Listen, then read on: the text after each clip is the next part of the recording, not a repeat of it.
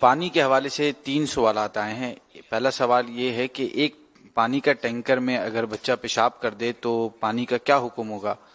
دوسرا سوال یہ ہے کہ اے سی سے نکلنے والا پانی جسے ہم عام طور پر پھینک دیتے ہیں، کیا اس پانی سے وضو یا غسل وغیرہ کرنا جائز ہے، کر سکتے ہیں؟ اور تیسرا سوال یہ کہ اگر پانی نہ ہو تو اللہ پاک نے پاک ہونے کا کون سا طریقہ بتایا ہے؟ اب ٹینکر دادر دہا اتنا بڑا ہوتا نہیں ہے ویسے. ٹینکر یہ جو ٹینکر جو نظر آ رہے ہیں پانی کے، یہ مفتی صاحب بتائیں گے دادر دہا لگ نہیں رہے یار. یہ جی ٹینکر بھی اور ٹینک بھی عام طور پہ جو ہمارے یہاں گھروں میں یا عام چھوٹی مساجد وغیرہ کے اندر بنتے ہیں وہ دے دردہ عمومی طور پر نہیں ہوتے. یعنی 10x10 جو بنتے ہیں اس اعتبار سے یہ نہیں ہوتے، چھوٹے ہی عام طور پر ہوتے ہیں. تو اس میں جب بچہ پیشاب کر دے گا تو اس صورت میں وہ ناپاک ہی ہو جائے گا، ناپاک ہو جائے گا، چاہے وہ پیشاب کا اثر معلوم ہو یا نہ ہو. اور اگر واقعی کوئی بڑا ٹینک ہے اس میں بچے نے پیشاب کیا اور اب بھی اگر پیشاب کا اثر آ گیا اس میں جس حصے میں پانی کے، وہ تو ناپاک ہے. اور اگر نہیں آیا تو اب یہ پانی پاک ہے. تو جو عمارتیں بناتے ہیں بلڈرز وغیرہ، میں ان کو مشورہ دوں گا کہ یہ کسی عالم سے، مفتی سے مشورہ کرنے.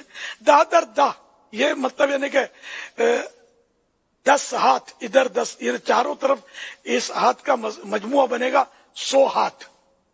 تو 10 ہاتھ بنے 5 گز. میٹر میں کچھ فرق پڑے گا، یہ مفتی صاحب کو یاد ہوگا. نماز کے تو یہ ان کو فٹ آپ بتا دیں. نماز کے احکام میں انشاءاللہ میں کرتا ہوں. تو بلڈرز جو ہیں وہ اس طرح کا بنائیں، اتنا بڑا ٹینکر بنائیں کہ مطلب یہ کہ اگر جانور کبھی مر جاتے ہیں، بیٹ ہو جا، جانور بیٹ کرتے ہیں، بعض ہر جانور کی بیٹ ناپاک نہیں ہوتی.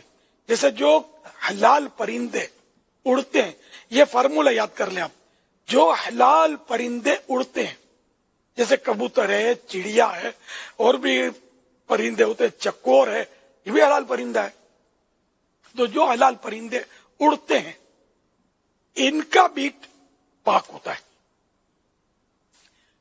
اور جو حلال پرندے اڑ نہیں سکتے، انہیں زیادہ نہیں اڑ سکتے، تھوڑا بہت اڑ جانا، جمپ لگا دینا، پھدک جانا، تو یہ نہیں اڑنا کہلائے گا.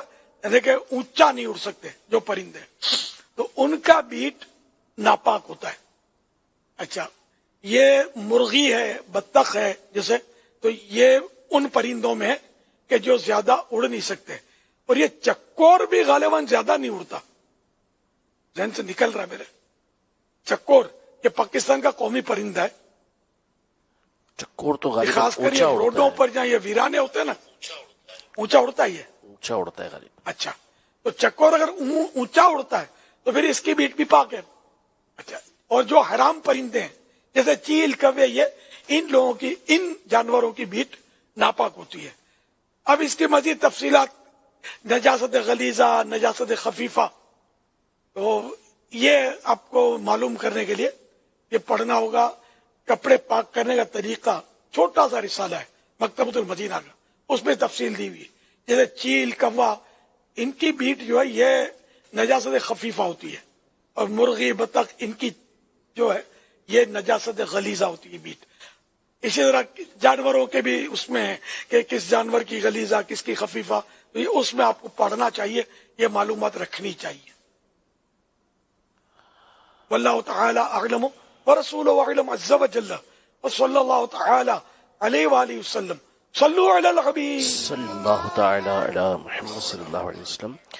دے دردہ یعنی 100 ہاتھ، اور گز کے حساب سے 25 اور 225 فٹ، یعنی فٹ کے اعتبار سے 225 فٹ جو ہے یہ اسکوائر فٹ، یہ 225 جو ہے ہوگا تو اس کو دے دردہ کہا جائے گا.